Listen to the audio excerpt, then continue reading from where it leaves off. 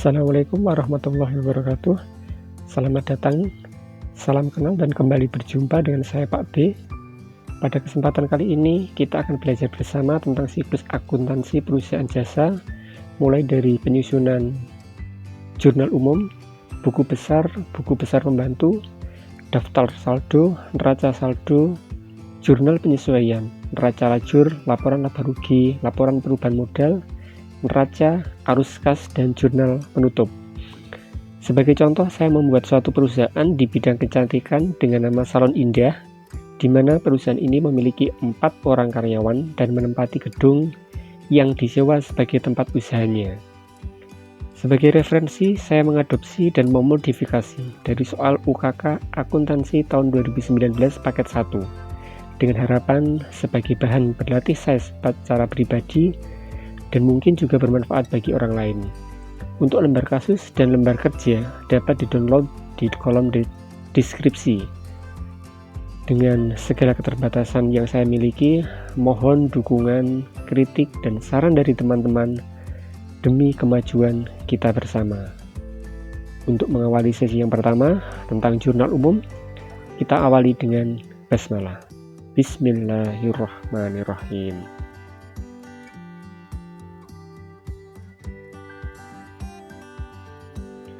Oke teman-teman, sebagai informasi awal, perusahaan salon cantik ini saya tampilkan yang pertama yaitu daftar akun. Daftar akun yang ada di perusahaan ada 2 versi, yaitu versi bahasa Inggris dan versi bahasa Indonesianya. Kemudian di situ juga ada nomor akunnya. Nah, ini sebagai dasar nanti dalam pengisian jurnal dan sampai dengan laporan keuangannya.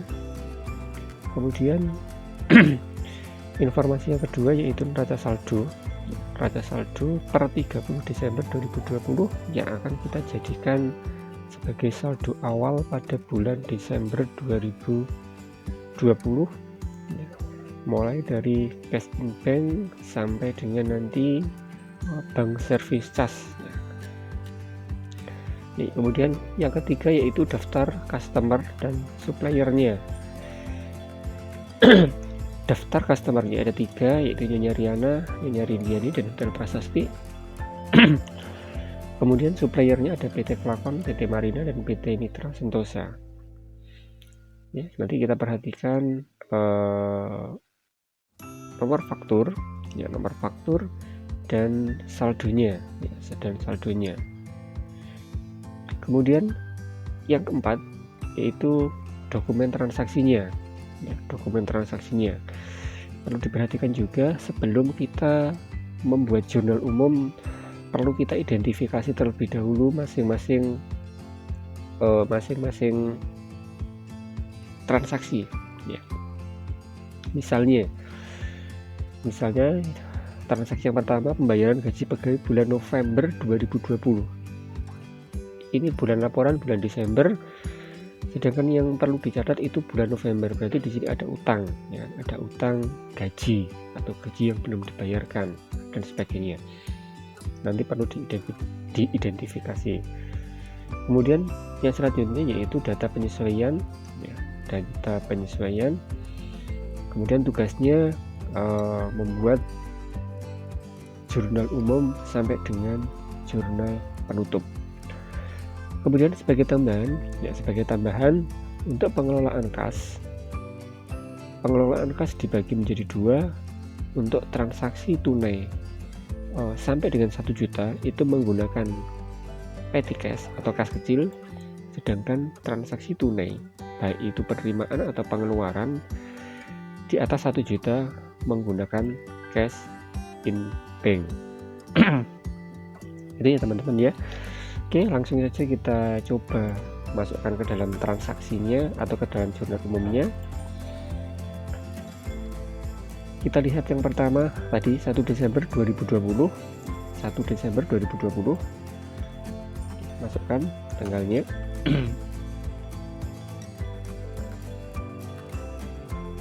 Pembayaran gaji pegawai bulan November 2020 sebesar Rp8.500.000. Nomor bukti PKK 12/1. Ini dibayarkan dengan menggunakan cek.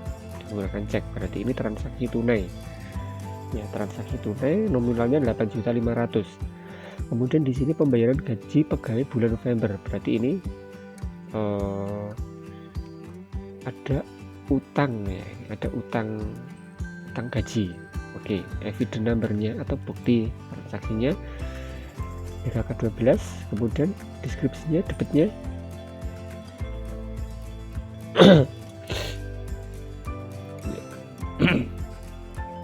kita buat debitnya accrued expense atau beban gaji tadi, atau beban utang bisa. Kemudian kreditnya cash in bank sebesar 8.500.000. Kemudian jangan lupa post referensinya ya, nomor akunnya kita tuliskan nanti untuk mempermudah kita dalam membuat rekapitulasinya. Kemudian yang kedua, 2 Desember 2020 pembuatan brosur iklan sebesar 950.000, nomor bukti sekian. Berarti ini transaksi tunai juga. Nomor buktinya V12. Oke. Kemudian debitnya advertising expense, kreditnya petty cash karena transaksinya di bawah 1 juta. Oke, lanjut tanggal 3 Desember pelunasan faktur F11-12 berarti di sini ya, sebesar 3 juta rupiah. Nomor bukti BKM 12-1 berarti pelunasan faktur tertanggal ya kan. Di sini piutang berarti pelunasan piutang. Kalau pelunasan piutang berarti kita menerima kas ya kan, kita menerima kas ya, sebesar 3 juta. Di atas 1 juta maka masuknya di cash in bank ya, Kemudian kreditnya account receivable atau piutang usaha. Lanjut tanggal 4 Desember rekening listrik bulan November 2020 450, rekening telepon bulan November 2020 400.000, nomor bukti V12. Berarti ini sama dengan transaksi yang pertama tadi ya. Yang pertama utang beban ya, utang beban gaji. Kalau yang ini utang beban telepon dan air, maaf, listrik dan telepon. Jadi transaksi tanggal 4 ya.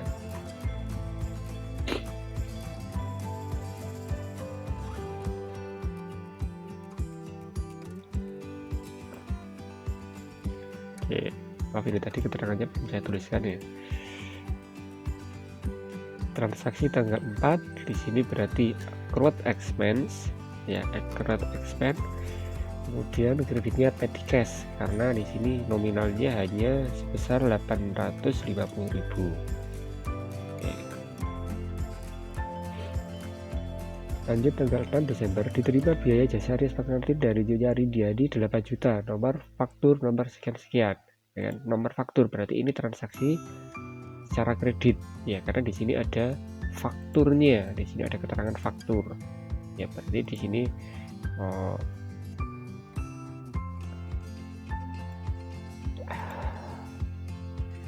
ya lihat jurnalnya accrued receivable atau piutang usaha ya, piutang usaha.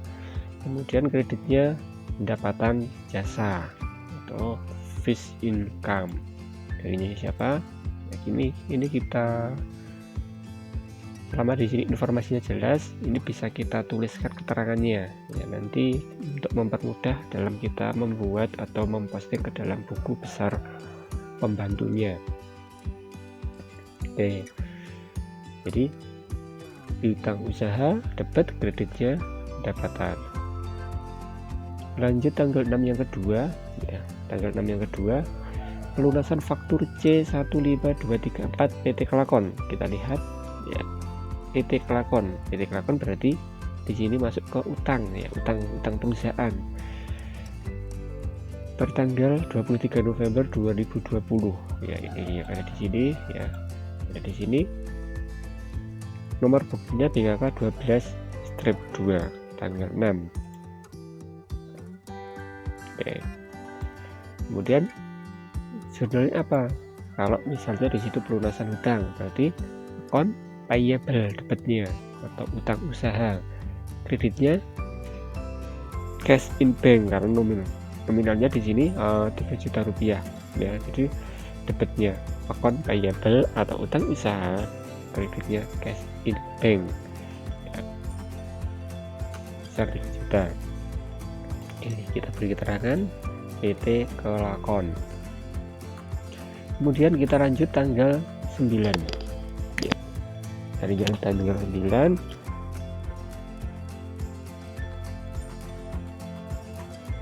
pembelian perlengkapan dari toko Alfa niaga sebesar 1.250.000 ya.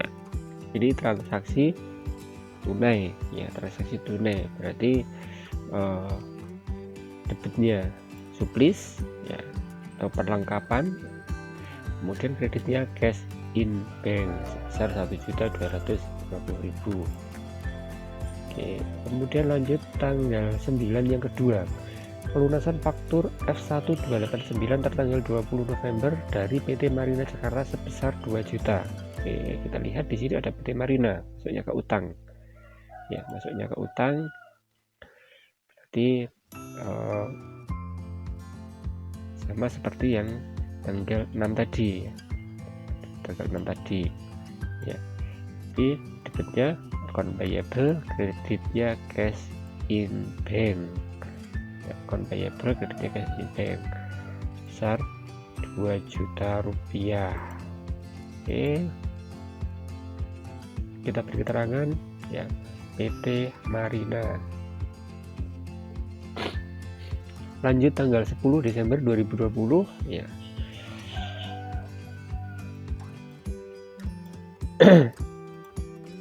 Pembelian dari PT Mitra Sentosa kursi krim 4 2.500.000, faktur nomor F05 termin N/30. Berarti ini transaksi secara kredit ya, transaksi secara kredit. Maka jurnalnya karena di sini perlengkapan peralatan ya, equipment cost masuknya ya. Ya, peralatan. Kemudian kreditnya account payable karena di sini utang ya, pembelian secara kredit. Nah, jurnalnya seperti ini. Oke, lanjut tanggal 12 ya, tanggal 12 ya.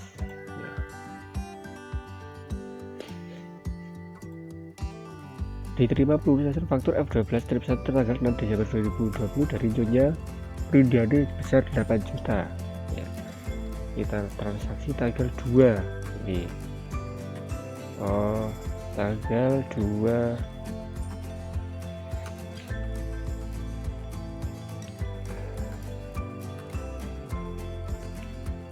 BKM 12-2 tertanggal 6 Desember ya, berarti transaksi yang tanggal 6 tadi ini ya.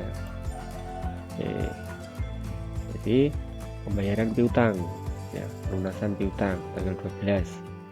Berarti di sini cash in bank, kreditnya account receivable. Nah, ini penerimaan piutang ya kan, tulisan penerima kas.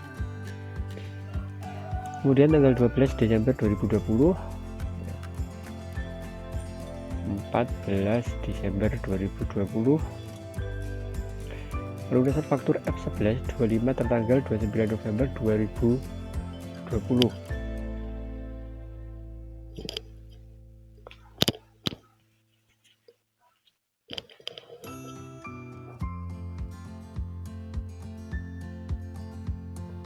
Tanggal 13 diterima pendapatan usaha salon sebesar 8 juta ya. 8 pendapatan salon sebesar 8 juta ini berarti transaksi tunai ya, berarti cash in bank, bis income kreditnya. Gampang ini. Kemudian tanggal 14 ya, langsung saja tanggal 14 Diterima pelunasan faktur F11 25 tertanggal 29 November dari Rindiani sebesar 3 juta. Oke, berarti ini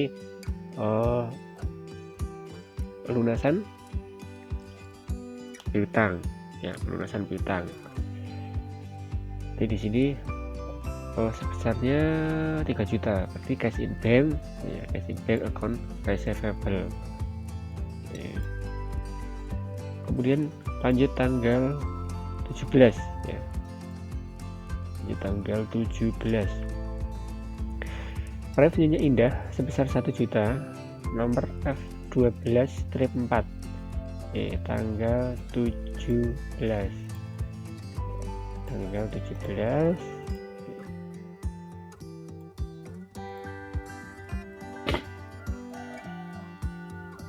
tanggal 17.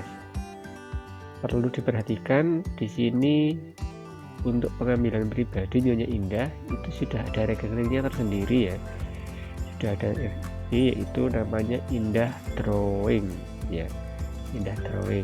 Ini untuk pengambilan pribadi dari Nyonya Indah tuh. Jadi debitnya Indah Drawing ya, debitnya Indah Drawing, kreditnya petty cash. Sebesar berapa? 1 juta rupiah. Oke, jadi perlu diperhatikan untuk pengambilan pribadi sudah ada rekeningnya sendiri, dibuatkan rekening yaitu Indah Drawing. Kemudian tanggal 18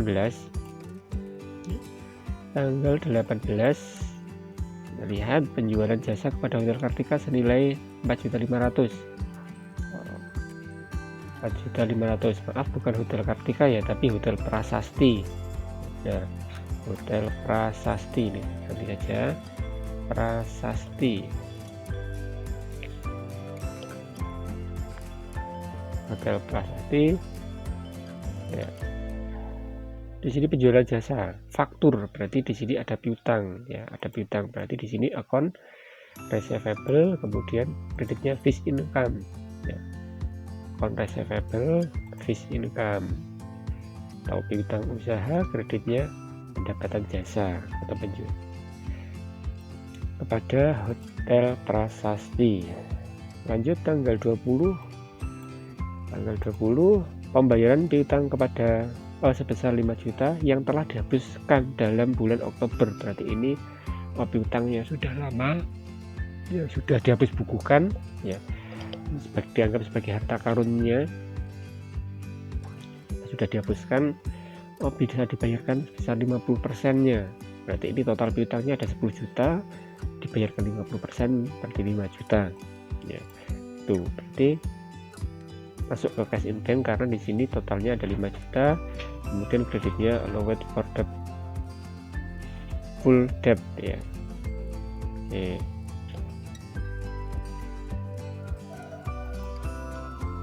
Jadi ini piutangnya sudah dihapus. Kemudian tanggal 26 ya, tanggal 26 perbaikan atap toko yang rusak, masukkan sebagai beban operasional lain-lain atau other operating tax sebesar 900.000. Berarti ini sudah, di sini sudah ada keterangannya harus dimasukkan di mana ya. Debitnya beban operasi lain-lain, kreditnya petty cash karena nominalnya di bawah 1 juta. Kemudian tanggal 29 Desember 2020 ya, dibeli perlengkapan salon sebesar 500.000 dan 2 juta. 500.000 dan 2 juta.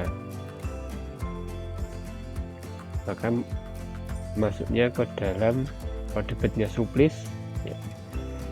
Kemudian kreditnya account payable karena di sini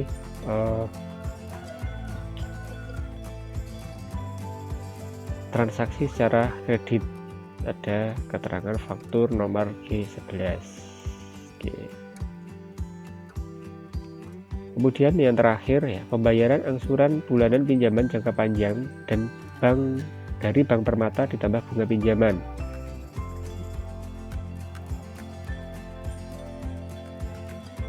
Tanggal 30 berarti ini pembayaran hutang bank ya. Jadi di sini debitnya ada Bank Permata loan atau pokok pinjamannya, kemudian yang kedua bunga banknya, interest expense. Kreditnya cash in bank karena transaksinya lebih dari 1 juta. Oke, selesai. Untuk kita mencatat jurnalnya, kemudian kita jumlahkan antara debit dan kreditnya, apakah jumlahnya sama atau belum. Pastikan jumlahnya harus sama. Kalau tidak ada yang kesamaan berarti ada kesalahan dalam pencatatan. Kemudian kalau sudah kita pastikan semuanya benar, kita masukkan ke dalam rekapitulasi ya. Rekapitulasi, nanti rekapitulasi ini fungsinya untuk mempermudah kita dalam posting ke dalam buku besar. Oke, rekapitulasi kita merekap semua rekening yang ada di dalam jurnal umum ini ya. Yang kita masukkan yang pertama yaitu nomor rekeningnya ya. Kita nomor rekeningnya kita ambil contoh.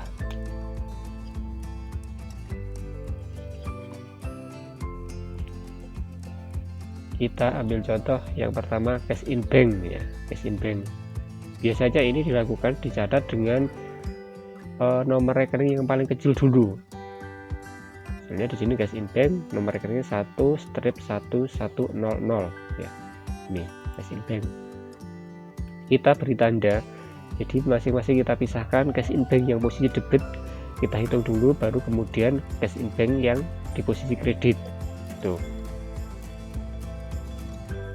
Kita lihat 1/110, kita bisa beri tanda dengan warna ya. Kita beri warna. Oh, ini saya besarkan saja.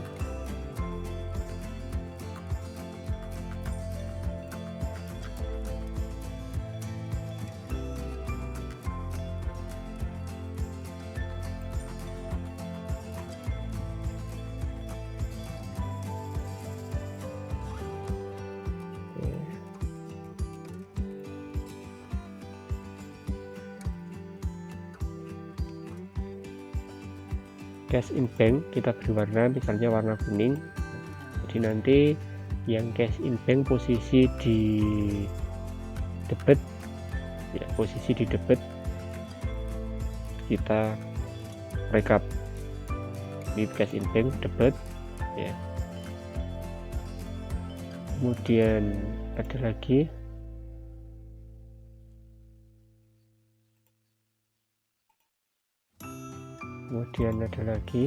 ya, kita beri semuanya saja.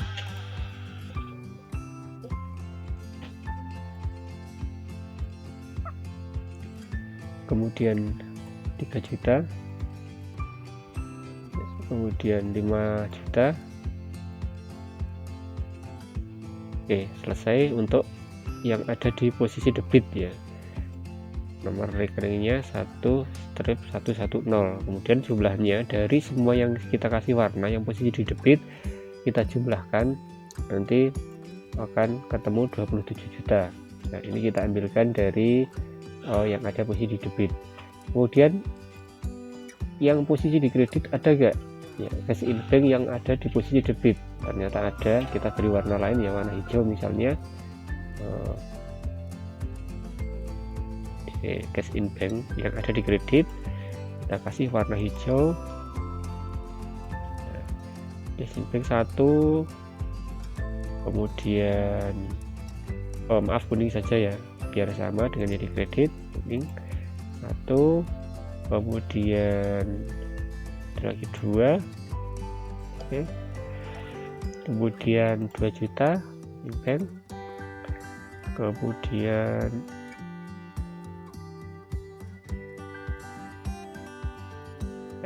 ini cash in bank lagi 5.200.000.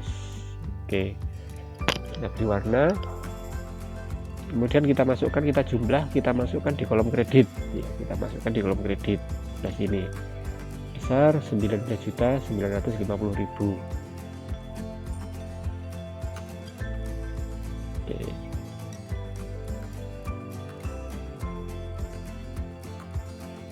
Kemudian yang kedua ya, setelah cash bank, rekening yang kedua kita lihat 1/120 ya, atau petty cash ya, petty cash.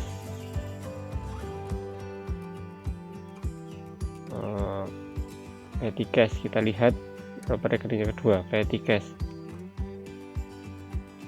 Petty cash posisi di debit tidak ada ya, kita cek dulu ada tidak posisi di debit, ternyata tidak ada. Petty cash adanya di kredit ya, petty cash adanya di kredit, kita kasih warna hijau.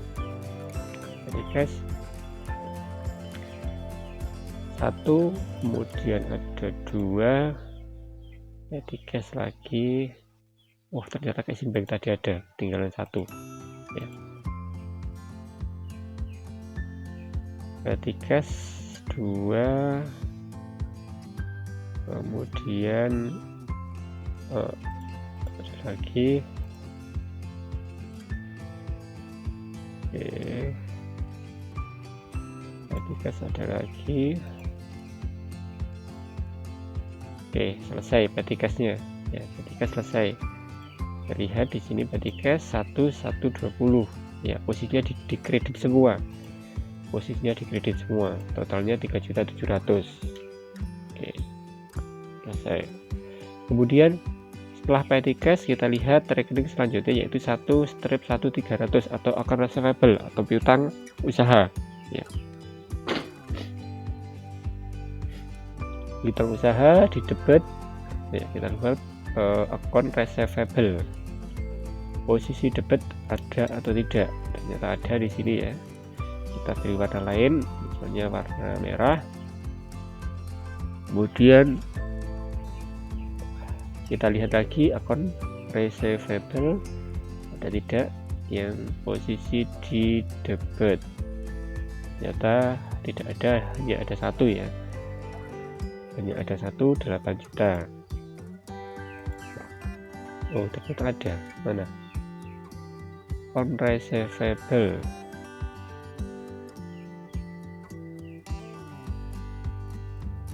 1.300.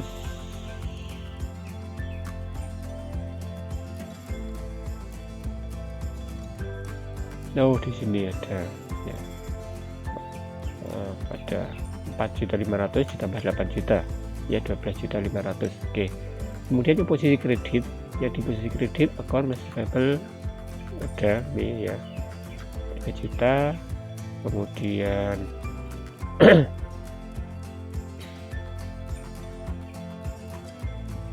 ke 3 juta lagi, kemudian ada 8 juta.